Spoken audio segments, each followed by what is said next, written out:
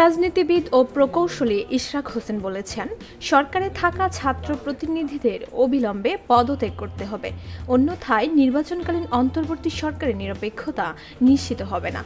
শনিবার নিজের verified Facebook পেজে দেয়া এক পোস্টে তিনি এই মন্তব্য করেন। তিনি আরও বলেন, 2025 সালের মধ্যে জাতীয় নির্বাচন দিতে হবে।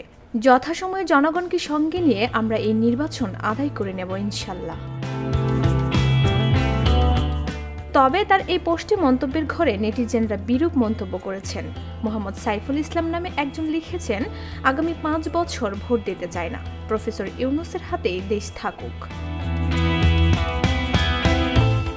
আবির হাকিম নামে আরেক ব্যক্তি লিখেছেন, গণতান্ত্রিক রাষ্ট্র হিসেবে এবং একজন গণতন্ত্র চর্চাকারী দলের নেতা হিসেবে ইশরাক হোসেনের এই দাবির সঙ্গে সারা দেশের মানুষের একমত হওয়া উচিত।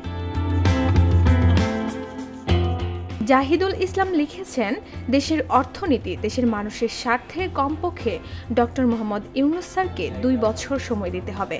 যিনি বা যারাই এই মুহূর্তে তার বিরোধিতা করবে, সেই দেশের মানুষের কাছে গ্রহণযোগ্যতা হারাবে। ডেস্ক রিপোর্ট, ভোরের পাতা।